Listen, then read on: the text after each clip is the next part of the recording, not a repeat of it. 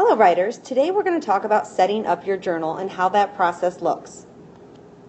The very first step is you want to make sure that the header is in the upper left hand side as we will be following the MLA format.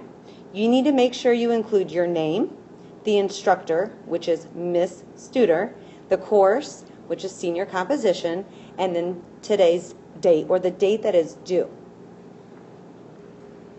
In order to show you how to fill out your 4 pages of journals, imagine that these 4 rectangles are the pages that you need to fill. You are the author, you are the artist, this is your canvas to fill. So you can make any decisions that you wish for how to fill out these 4 pages. So let me give you a couple of examples. So let's say that this particular student has added the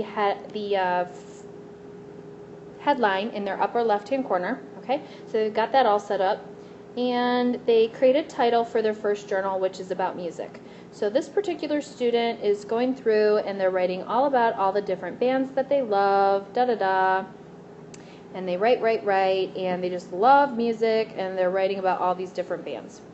Okay, and this student actually uses 3 of their pages to write about music.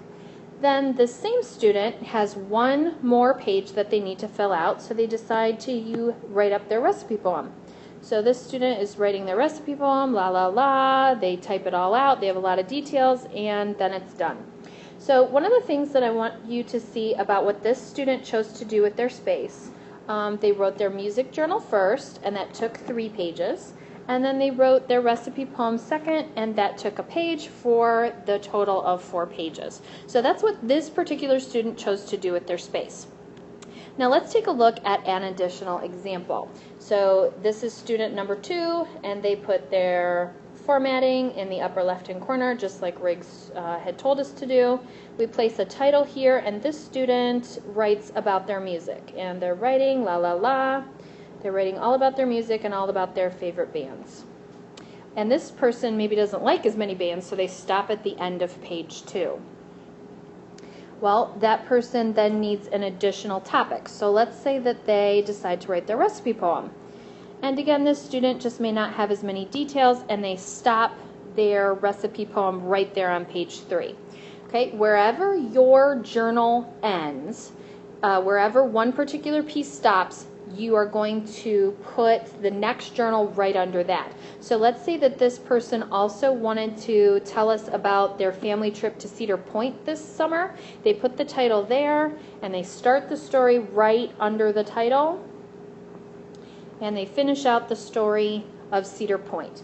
So something to see about what this student did is they actually used 3 different pieces to fill their 4 pages. So first they wrote about music, then they wrote their recipe poem, and then they wrote about Cedar Point. So every single student uses their discretion to figure out how they are going to fill their 4 pages. We have had students use 1 journal to cover 4 pages. We've had students use 5 journals to cover 4 pages. Remember, you are the writer. It is your canvas. You decide how you will fill it. Happy writing, guys!